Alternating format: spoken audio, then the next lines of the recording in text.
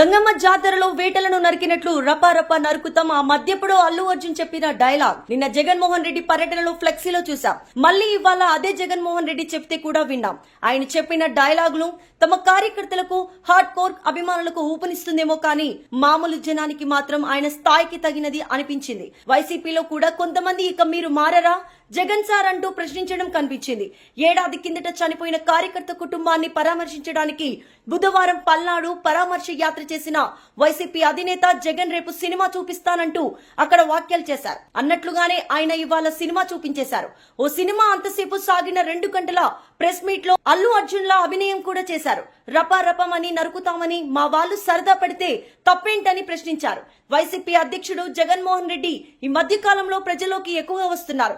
పర్యటనలు కూడా బాగానే చేస్తున్నారు.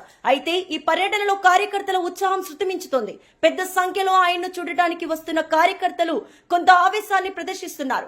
జగన్ తెనాలి పొదిలి పర్యటనలో అలాగే జరిగింది. నిన్న పల్నాడు జిల్లా సత్తెనపల్లిలో రెంటపాల తమ కార్యకర్త విగ్రహావిష్కరణ పర్యటనలో ఇది ఉత్సాహం మరింత ముదిరింది. ఈసారి ఏకంగా టీడీపీ కార్యకర్తలను హెచ్చరిస్తూ చాలా మంది ప్లకార్డులను ఫ్లెక్సీలను పట్టుకుని వచ్చారు. తొక్కి పడేస్తాం, రప్పా రప్పా నరికేస్తాం అంటూ ఉన్న ఫ్లెక్సీలను సోషల్ మీడియాలో బాగా వైరల్ అయ్యాయి. అలాంటి ఫ్లెక్సీలు పట్టుకున్న రవితేజ అనే వ్యక్తిని పోలీసులు అరెస్ట్ చేశారు. తన పర్యటనల సందర్భంగా నమోదు అవుతున్న కేసులపై వైఎస్ఆర్సీపీ అధినేత జగన్ ఆగ్రహం వ్యక్తం చేశారు. ఫ్లెక్సీలు ప్రదర్శించిన వారిపై కేసుల గురించి జగన్ ప్రెస్ మీట్ లో ప్రస్తావనకు వచ్చింది. దానిపై ఆయన స్పందించిన తీరు ఎలా ఉందో చూడండి. ఈ మొత్తం విషయాన్ని చూస్తే దీనిపై జగన్ ఎలా రియాక్ట్ అవ్వాలో ముందుగానే ప్రిపేర్ అయినట్లుగా కూడా కనిపిస్తుంది. ఫ్లెక్సీలో ఉన్న డైలాగులు జర్నలిస్టులు బిగ్గరగా అనిపించడమే కాకుండా ఆయన కూడా పలికి అదొక సినిమా డైలాగ్ అని అలా అంటే తప్పేంటని అంటున్నారు జగన్. మీరు 16 ఏళ్ల నుంచి ప్రత్యక్ష రాజకీయాల్లో ఉన్నారు. 5 ఏళ్లు ముఖ్యమంత్రి, మరో 5 ఏళ్లు ప్రతిపక్ష నేత, ఓ పెద్ద పార్టీకి నేతృత్వం వహిస్తున్నారు.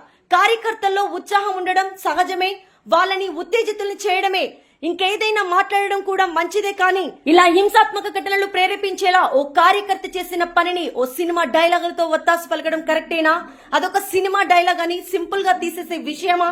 అయితే పోలీసులు అరెస్ట్ చేసిన వ్యక్తి తెలుగుదేశానికి చెందిన వాడేనని, అతనికి పార్టీ సభ్యత్వం కూడా ఉందని వైఎస్ఆర్సీపీ ఆరోపించింది.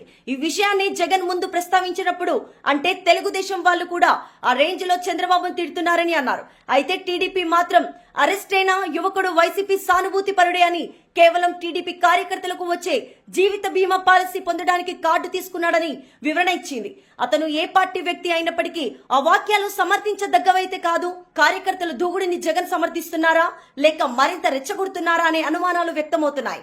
ఆయన వైఖరిని చూసిన తర్వాతే వాళ్ళు మరింత రెచ్చిపోతున్నట్లుగా ఉంది.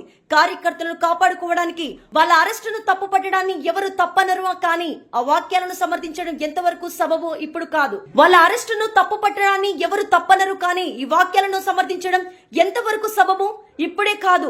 జగన్మోహన్ రెడ్డి వ్యవహారాల శైలి ఇంతకు ముందు కూడా ఇలాగే ఉంది. తెలుగుదేశం పార్టీ కేంద్ర కార్యాలయంపై దాడి జరిగిన చాలా మందికి గాయాలైతే నా మీద అభిమానం ఉన్నోళ్లు చేసి ఉంటారులే అన్నారు. తెనాలిలో ఘటన విషయంపై వైసీపీ ఆ విషయంలో పోలీసులు తప్పు ఉండొచ్చు, కానీ ఆ మొత్తం వ్యవహారాన్ని జగన్ ప్రాజెక్టు చేసిన తీరు, ఆయన పర్యటన ఆయనను సంపూర్ణ ఆమోదాన్ని ఇవ్వలేదు.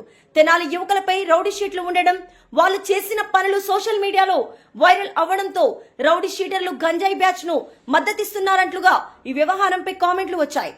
జగన్ ఒక్కరే అలాగే వ్యవహరిస్తున్నారా, మిగిలిన వాళ్ళు తీవ్ర వ్యాఖ్యలు చేయడం లేదా అనొచ్చు, కానీ ఈ స్థాయిలో సమర్థనలు లేవు. చంద్రబాబు లోకేష్ కూడా పలుమార్లు పోలీసులను ఉద్దేశించి తీవ్ర వ్యాఖ్యలు చేశారు. లోకేష్ ఎన్నికలకు ముందు చేసిన ప్రసంగాలు చాలా వరకు పోలీసు విషయంలో బెదిరింపుల ధోరణిలో ఉండేవి. అయితే తప్పు చేసిన పోలీసుల గురించే అని ఆయన వివరణ ఇచ్చారు. జగన్మోహన్ రెడ్డి కూడా మొదట్లో పోలీసుల గురించి అంతకంటే తీవ్రమైన వ్యాఖ్యలు చేశారు. ఓ దశలో గుడ్డలుడదీసి కొట్టిస్తామని కూడా కామెంట్లు చేశారు. కానీ ఆ తర్వాత కాస్త తగ్గి తప్పు చేసిన పోలీసుల గురించి అంటూ సవరించుకున్నారు. ఏమైనా జగన్ సమర్థనపై మాత్రం అంత సానుకూలత అయితే రావడం లేదు.